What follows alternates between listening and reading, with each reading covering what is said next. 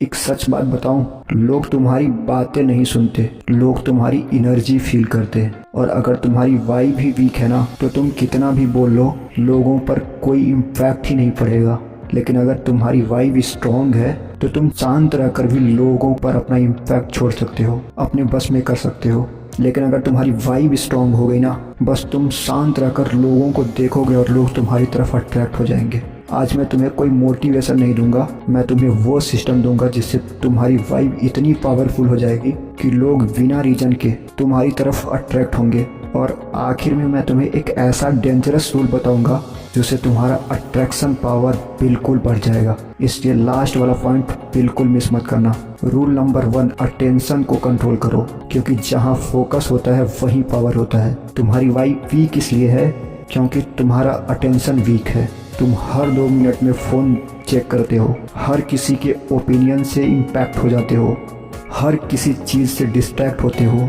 ध्यान रख, जिसका फोकस ही वीक होता है ना, उसकी प्रेजेंस कभी स्ट्रॉन्ग हो ही नहीं सकती। इसलिए सबसे पहले डीप वर्क करो, डिस्ट्रैक्शन को टोटली कट कर दो, अपना फोकस स्ट्रॉन्ग करो, क्योंकि फोकस स्ट्रॉन्ग होगा तो तुम्हारी वाइब स्ट्रॉन्ग होगी। और रूल नंबर 2 है, अप्रूवल लेना बंद करो।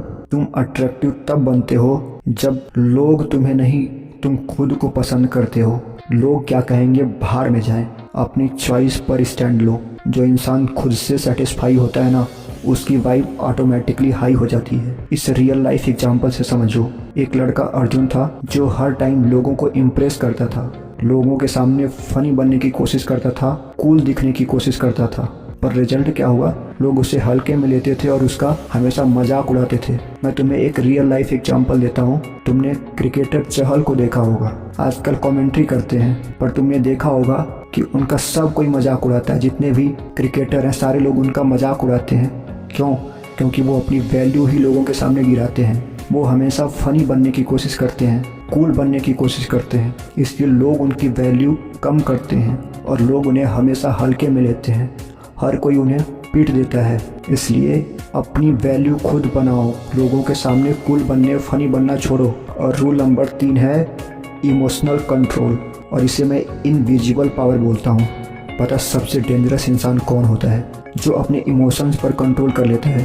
तुम्हें गुस्सा आए, कंट्रोल करो। कोई तुम्हारा इंसल्ट करे, शांत हो जाओ। सिचुएशन खराब हो, तुम स्टेबल रहो। यही चीज़ें तुम्हें अलग बनाती हैं। याद रखो, रिएक्ट कम करना है, इम्पैक्ट ज़्यादा करना है। और रूल नंबर 4 है स्कार्सिटी क्रिएट करो। हर जगह मत दिखो। जो इंसान हर जगह होता है उसकी वैल्यू कहीं नहीं होती। हर कॉल पिक मत करो, हर किसी के पार्टी में मत जाओ, हर किसी को टाइम मत दो। जब तुम खुद को लिमिटेड रखते हो ना, तो तुम्हारी वैल्यू बढ़ने लगती है। और रूल नंबर 5 है अपनी लाइफ का गोल एकदम क्लियर रखो। पता है सबसे स्ट्रॉन्ग वाइब किसकी होती है? जिसकी लाइफ में पर्पज होता है।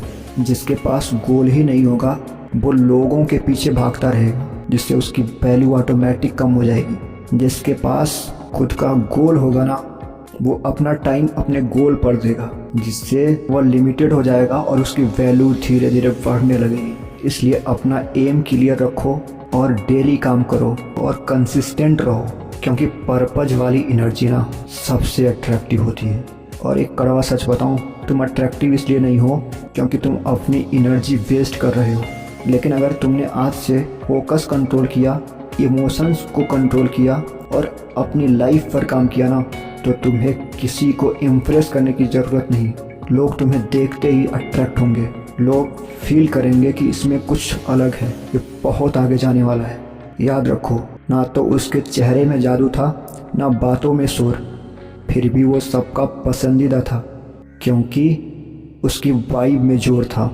जो खुद को समझ लिया उसने अपनी दुनिया बदल ली। जो खुद में खो गया ना, वही सबसे ऊपर निकल गया।